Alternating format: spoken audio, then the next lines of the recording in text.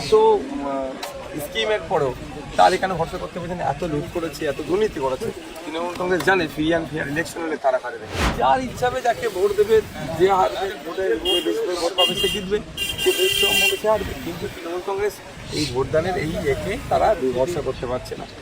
এই আশপাশে জড়ো হয়ে ভিড় করে আসবে, বেরিয়ে যে আসবে এজেন্ট যে আমার করছে সেখানে বিতর্কতা তারা প্রশাসনকে ফোন করছে। আনামুল সাহেবের পক্ষ থেকে দেখছি না আমাদের এরিয়ার মধ্যে নয়, 200 মিটারের মধ্যে না, 400 মিটার কল্পনা মানে এড়িয়ে যাওয়ার চেষ্টা করছে প্রশাসন।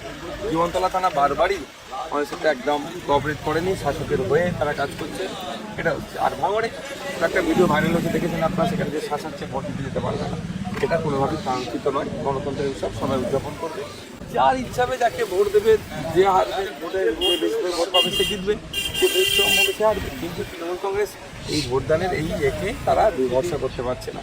এত স্কিমের পরেও তার এখানে ভরসা করতে পারছে না, এত লুট করেছে, এত দুর্নীতি করেছে।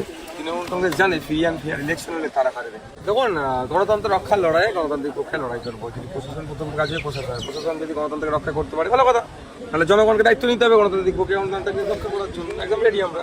মোটামুটি ভাঙড়ের যে কটা, আমি আমার ভাঙড় বিধানসভাতে এখন কন্টেস্ট করছি, ভাঙড়ের যে কটা বুথ আছে, একটা বুথে এজেন্ট মিস যারা, সব বুথে এজেন্ট করছেন। কি অবস্থা দেখুন, আপনারা এসছেন রাস্তা দিয়ে, অনেকটাই পথে এসছেন মেন রুট থেকে। আপনার রাস্তার বোথ সাইড দেখতে পেয়েছেন, কয়েক জায়গাতে ক্যালকাটা পুলিশ, তবে আমি একটা জায়গায় দেখতে পেলাম একটা সেন্ট্রাল পুলিশ।